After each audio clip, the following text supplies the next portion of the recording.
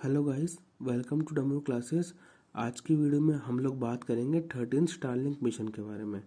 So without wasting any time चलिए video को शुरू करते हैं। स्टारलिंक जो मिशन है वो है स्पेसएक्स का। तो स्टारलिंक मिशन को शुरू करने से पहले थोड़ा बहुत अपन स्पेसएक्स के बारे में जान लेते हैं। तो स्पेसएक्स है वो फाउंड हुआ था 2002 के अंदर। एंड जो स्पेसएक्स के फाउंडर हैं वो है इलॉन मस्क। और इलॉन मस्क का पूरा नाम है इलॉन रीव मस्क।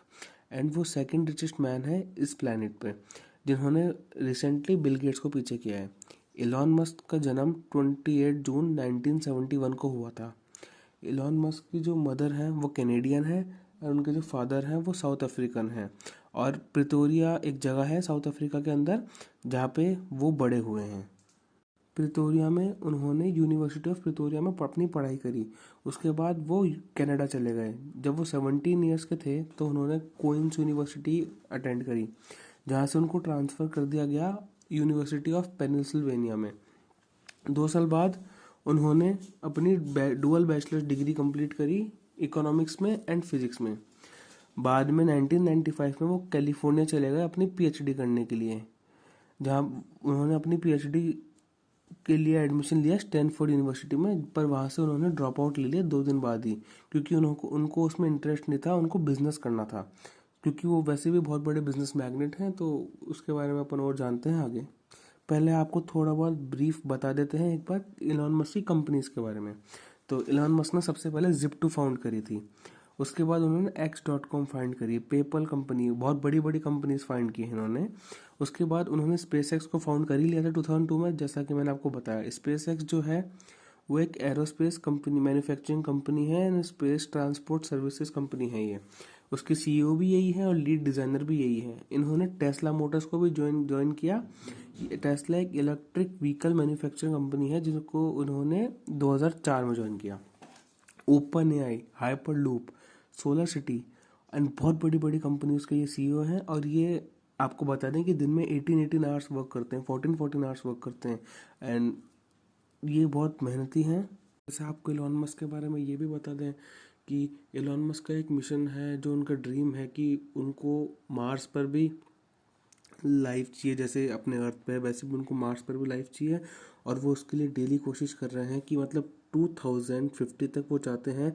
और उन्होंने उसके लिए एक बेसिक स्ट्रक्चर, एक बेसिक डिज़ाइन भी दे चुके हैं वो, कि कैसे मार्स पर लोग रहेंगे, कैसे क्या होगा, वो सब कुछ बता चुके हैं। ये सब भी हम आपको बहुत जल्दी आगे वीडियो में लेके आने वाले हैं। पर उससे पहले चलिए अपन लोग बात कर लेते हैं 13 स्टारलिंक मिशन के बारे में। तो स्टारलिंक है वो एक सैटेलाइट इंटरनेट कॉन्स्टलेशन है।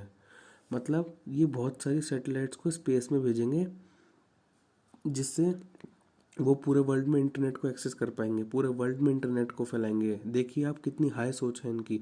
स्टारलिंक का जो स्पेस सैटेलाइट्स हैं सब है, ये सब स्पेसएक्स ही बनाता है।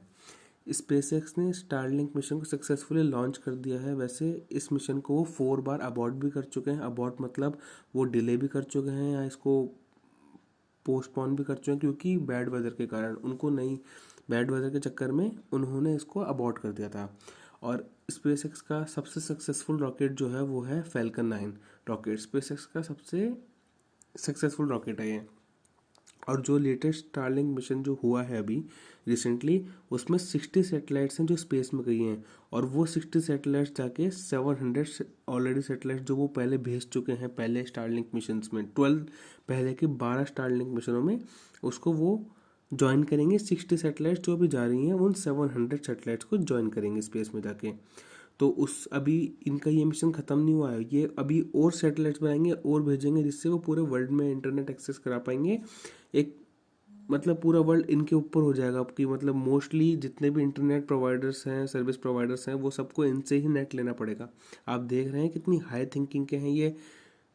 एवरी सैटेलाइट, ईच सैटेलाइट, जो हर सैटेलाइट है उसको कॉम्पैक्टली डिज़ाइन किया गया। कॉम्पैक्टली डिज़ाइन मतलब क्लोजली डिज़ाइन किया गया, बहुत टाइटली। एंड उसका हर सैटेलाइट का जो वेट है वो अप्रॉक्स है 260 किलोग्राम्स के। मतलब हर सैटेलाइट 260 किलोग्राम, 260 किलोग्राम की है। और ये जो सैटेलाइट्स वगैरह हैं ये कहाँ प्लेस होंगी, तो जो सैटेलाइट नेटवर्क जो है ना वो ऑपरेट होगा 550 kilometres above the earth surface. Low earth orbit के अंदर, मतलब अर्थ की जो सरफेस है उससे 550 किलोमीटर अबव, ऊपर 550 किलोमीटर अबव लो अर्थ ऑर्बिट के, ठीक है। और जो दूसरे कन्वेंशनल सैटेलाइट्स होते हैं, जैसे जो भी दूसरे कन्वेंशनल सैटेलाइट्स होती हैं वो 35,000 किलोमीटर्स ऊपर भेजते हैं, पर इसमें ऐसा नहीं है, इसको लो अर्थ ऑर्बिट में 5,550 किलोमीटर्स अबव रखा गया है। 550 किलोमीटर अबव से आप ये भी कह सकते हैं कि मतलब अपने इंटरनेशनल स्पेस स्टेशन से भी थोड़ा सा ऊंचा, ये कह सकते हैं। तो अब आपको बता देते हैं कि इसको लॉन्च कब किया गया था। तो जो पहला स्टारलिंक मिशन जो हुआ था, जो पहला सबसे पहले, ये तो 13th है, इससे पहले हुआ था फर्स्ट स्टारलिंक मिशन, तो वो लॉन्च हुआ था 24 मई 2019 को। और वो भी, उसमें भी 60 सैटेलाइट्स ही लॉन्च करी गई थी। और जो कंपनी है स्पेसएक्स है, उसको अप्रूवल मिल चुका है 12,000 स्टारलिंक सैटेलाइट्स को लॉन्च करने का। पर उन्होंने यूएस फेडरल कम्युनिकेशन कमीशन, जो यूएस की एक ये कमीशन है, उससे रिक्वेस्ट की है कि वो और उनको अप्रूव कर दें और 30,000 सैटेलाइट्स लॉन्च करने के लिए। मतलब ये लोग अभी और सैटेलाइट्स लॉन्च करवाना चाहते हैं, इसलिए उन्होंने यूएस फेडरल कम्युनिकेशन कमीशन, इसको याद रखना, आपसे पेपर में ये भी पूछा जा सकता है कि यूएस फर्स्ट स्टारलिंक मिशन कब लॉन्च हुआ था, या वो ये भी पूछ सकते हैं कि उन्होंने यूएस की कौन सी यूएस की कमीशन को इन्होंने रिक्वेस्ट की है, और कितनी सैटेलाइट्स के लिए अप्रूवल मांगा है इन्होंने। और आपसे ये भी पूछा जा सकता है कि इनको कितनी सैटेलाइट लॉन्च करने के लिए परमिशन मिल चुका है अभी तक। तो आपको इसको बिल्कुल ध्यान से देखना पड़ेगा। तो ये चीज़ कैसे हम लोगों के लिए यूज़फुल हो सकती है। तो जो नेटवर्क है ये लो अर्थ ऑर्बिट का, सैटेलाइट का, ये हाई स्पीड और लो लेटेंसी इंटरनेट वो करेगा कि मतलब आप बहुत पास पास से भी आपको बहुत अच्छा नेटवर्क मिलेगा आपको। और ये चीज़ हमारे लिए यूज़फुल एक और वे में हो सकती है कि जो रिमोट एरियाज़ हैं, जो मतलब हम बोले रूरल एरियाज़ हैं, जहाँ पर अभी तक टावर्स नहीं है, कुछ भी नहीं है, जहाँ पे बिल्कुल भी इंटरनेट नहीं पहुँचता, यहाँ पे बहुत या तो बहुत लिमिटेड है वहाँ पे, यहाँ पे बिल्कुल इंटरनेट पहुँचता ही नहीं है, वहाँ पे भी प्रोवाइड करेगा, इंक्लूडिंग एरोप्लेन्स में, शिप्स में। सबमरीन का तो मुझे नहीं पता, पर हाँ एरोप्लेन्स में, शिप्स में, इन सब जगहों पर भी इंटरनेट प्रोवाइड करेगा। मतलब ये पूरे वर्ल्ड के एक एक कोने को कवर करेगा, चाहे वो कोई छोटे से छोटा गांव हो, चाहे बड़ी से बड़ी सिटी हो, ये पूरे वर्ल्ड को कवर करेगा ये। और एक पर्टिकुलर एक ही स्पीड पे पूरे इस पे वर्क करेगा, पूरे नेटवर्क ही इसका एक ही स्पीड पे चलेगा, कोई फ्लक्चुएशंस नहीं होंगे, कोई कुछ नहीं होगा, क्योंकि डायरेक्ट इंटरनेट कनेक्शन होगा, डायरेक्ट सैटेलाइट से कनेक्शन होगा ये। तो ये बहुत अच्छी चीज़ होगी। और इस चीज़ को लेके एलॉन मस्क ने ट्वीट भी किया था कि once these satellites reach their target position we will be able to roll out a fairly wide public beta in northern US and hopefully southern Canada, other countries to follow as soon as we receive regulatory approval. इसका मतलब है कि उन्होंने कहा कि जैसे ही ये satellites इनके टारगेट पोजीशन पे पहुंच जाएगी, तो हम लोग इसमें इसकी सर्विसेज को नॉर्दर्न यूएस में और होपफुली सदर्न कनाडा के अंदर इसकी सर्विसेज को हम शुरू कर देंगे बहुत जल्दी ही। और जो दूसरी कंट्रीज है, जैसे मैंने आपको बताया था पहले भी कि पूरे वर्ल्ड में इसको कराने की बात कर रहे हैं, तो इन्होंने इसलिए कहा कि जो दूसरी कंट्रीज है उसमें भी हम बहुत जल्दी आएंगे, जैसे जैसे हमको रेगुलेटरी अप्रूवल मिलते जाएगा, मतलब गवर्नमेंट के ऑर्डर्स मिल जाएंगे, क्योंकि मेन तो सेंट्रल है, तो सेंट्रल गवर्नमेंट होती है जो हर कंट्री में होती है, मेनली जो कंट्री के लिए रिस्पॉन्सिबल होती है। तो उन्होंने यही कहा कि जब हमको हर कंट्री के लिए, मोस्टली तो हम नॉर्दर्न यूएस में और सदर्न कनाडा में शुरू कर देंगे, पर हर कंट्री में हम इसको धीरे धीरे लाएंगे और कंट्रीज में, जब जब जब जब हमको रेगुलेटरी अप्रूवल मिल जाएगा वहाँ की गवर्नमेंट से। और आपको ये भी बता दें कि companies like Amazon, Telesat and OneWeb, ये सब भी बहुत ही जल्दी low earth orbit based internet service लेके आ रही हैं, जिससे ये लोग भी स्पेस एक्स को कंपटीशन दे पाए। क्योंकि अब इलॉन मस्क ने जो ये चीज़ कर दी है, तो हर कंपनी को एक आइडिया मिल गया है या एक उम्मीद मिल गई है कि हम भी ये सब चीज़ें कर सकते हैं।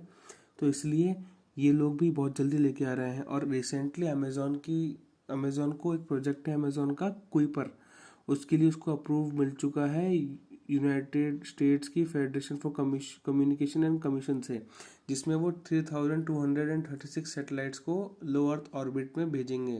जिस अब पता नहीं वो इस चीज़ को करेंगे नहीं, बट हाँ उनको अप्रूव अप्रूव हो चुके हैं वो। इसके अलावा मैं आप लोगों के लिए दो गोल्डन क्वेश्चन भी लेके आया हूँ।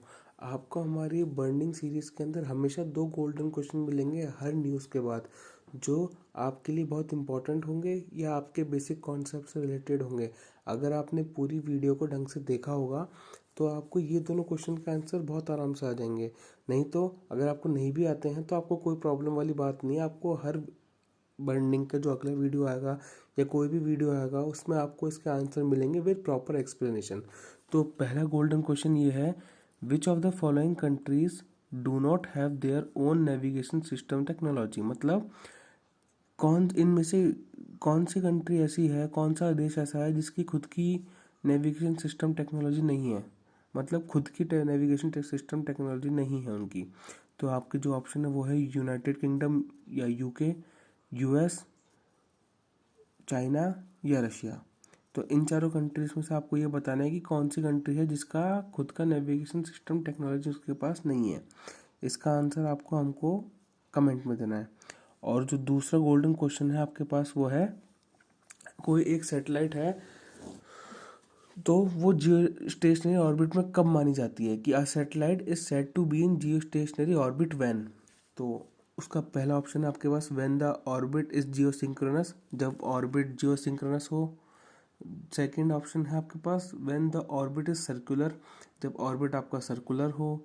थर्ड आपके पास इसका ऑप्शन है the orbit lies in the plane of the earth equator, कि मतलब जो ऑर्बिट है वो अर्थ इक्वेटर के प्लेन में लाई कर रहा है, मतलब जो अर्थ की जो इक्वेटर है उसके पास या उसके प्लेन में उसी के पैरेलल में लाई कर रहा है।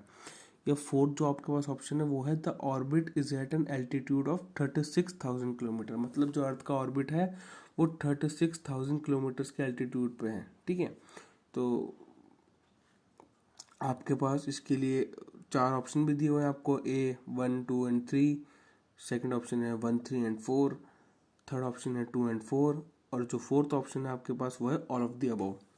तो आपको इन दोनों के आंसर हमको कमेंट बॉक्स में देने हैं, और या तो अगली बर्निंग वीडियो में या फिर जो भी अब जो अगली करंट की वीडियो आएगी, और हम भी आपके लिए बहुत सारी वीडियोस निकाल रहे हैं, तो उन सब के अंदर आपको ये बताना है इसमें हम आपको इसका एक्सप्लेनेशन दे देंगे, और बिल्कुल इसको आपको हम बिल्कुल क्लियर कर देंगे बिल्कुल वो। पर आपको पर इसके लिए ये है कि आपको पूरी वीडियो देखनी होगी, उससे आपको पता लगेगा।